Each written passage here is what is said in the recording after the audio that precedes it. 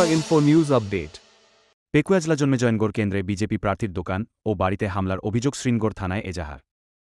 আমি সকালবেলা আমার কাছে একটা ফোন যায়, আমি তখন বাড়িতে ছিলাম, যে আমাদের যে প্রার্থী মুজিবুর রহমান ছেলের দোকানে তারা তীব্রমতার কিছু সন্ত্রাসবাদীরা সেখানে হচ্ছে দোকান ভাঙচুর করে এবং জিনিসপত্র যা আছে দোকানের মধ্যে সবকিছু তারা লুটপাট করে এবং কিছু টাকাও ছিল এগুলিও তারা নিয়ে যায়।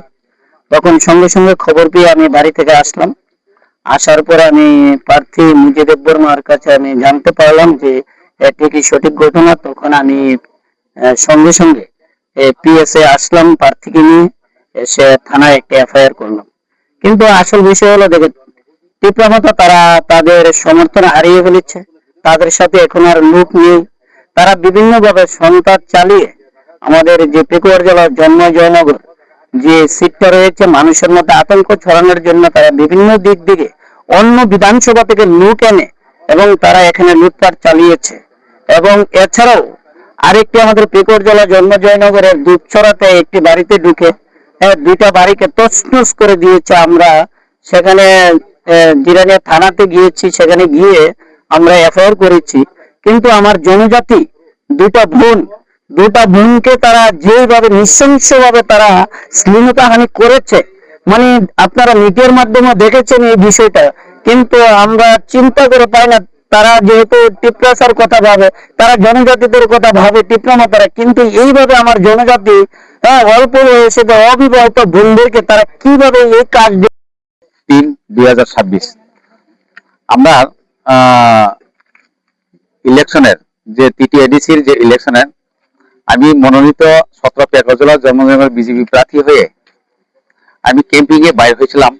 ওই সময় যে এখানের আমার যে প্রতিদ্বন্দ্বিতা যে গীতা রানী যে মহোদয়া, উনিও বিনা পারমিশনে এখানে দূরে তার সঙ্গে আমরা কিছু তর্ক বিতর্ক হয়, এমন তো কিছু না, তাদের সঙ্গে কিছু মানে কথার মধ্যে একটা বাক বিনিময় হয়।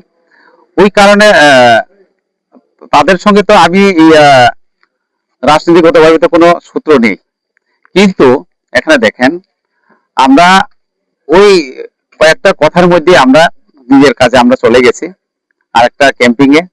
ওই সময় তারা আমার নিজস্ব একটা বাজারে আমার যে জায়গাতে আমাদের যে জন্মভূমিতে এখানে আমাদের ছেলের দোকান তাকে নিশানা করে ধুরানো দিয়ে মারার চেষ্টা করছে।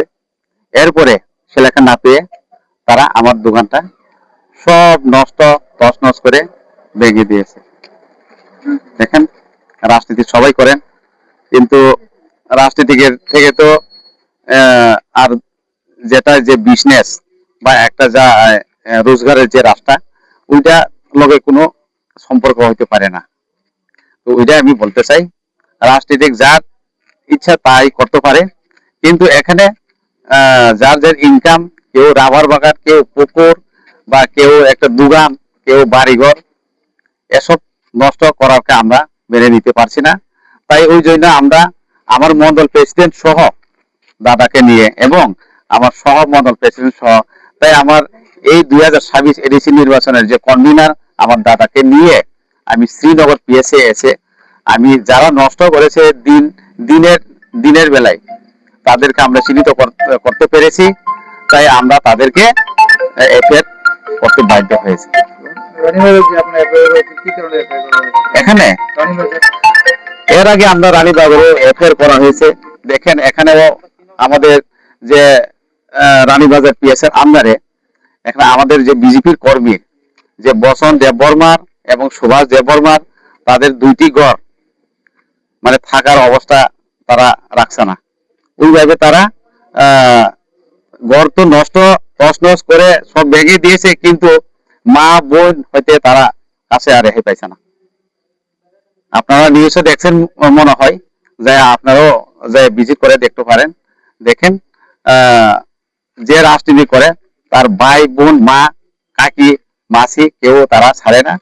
তারা তিতাসা নামে, তারা থামচা নামে রাজনৈতিক যে পরিচয় দেয়, ওই যে একটা 2026 নির্বাচনে 12 তারিখে তারা জনগণ জবাব দিবে।